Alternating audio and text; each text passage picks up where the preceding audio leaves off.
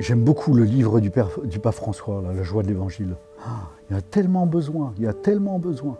Et puis après, il faut rentrer dans son regard. Il donne un regard nouveau. Quelque part, l'option préférentielle pour les pauvres, c'est pas nouveau.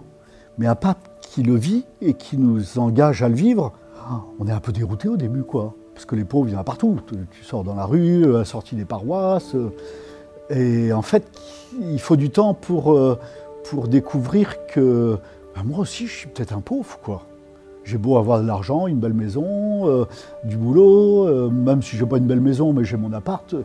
C'est quoi la pauvreté? Alors, on distingue toujours, enfin, pour moi, il y a différents niveaux de pauvreté, mais celui que j'aime, à ce que nous, comme chrétiens, on est appelés à découvrir, c'est qu'on est des mendiants de l'amour, quoi. On ne le possède pas, cet amour de Jésus. On ne le possède pas, cet amour de Dieu, quoi.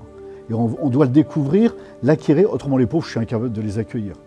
La devise de Magdalena que j'ai...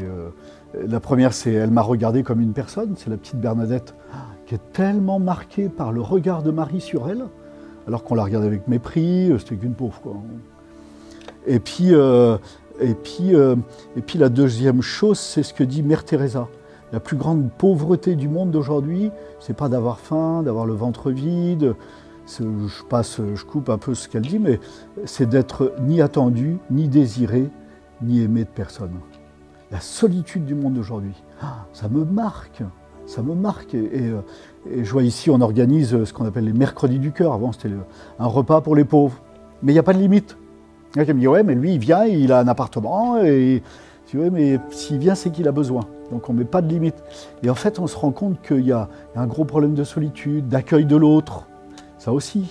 Les cathos restent entre eux, les musulmans restent entre eux, enfin, sans entrer là-dedans, mais et je crois que pour moi, ce qui me marque, c'est que nous, on est des mendiants de Dieu, et que cette mendicité face à l'amour de Dieu, on vient quémander l'amour de Dieu, et du coup, ça élargit notre cœur.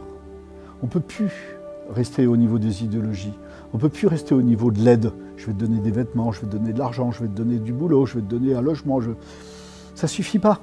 Il faut aller jusqu'au cœur de l'homme, qui connaît cette solitude parce que, j'allais dire, mais là ça va peut-être un peu loin, mais on n'a plus Dieu, quoi.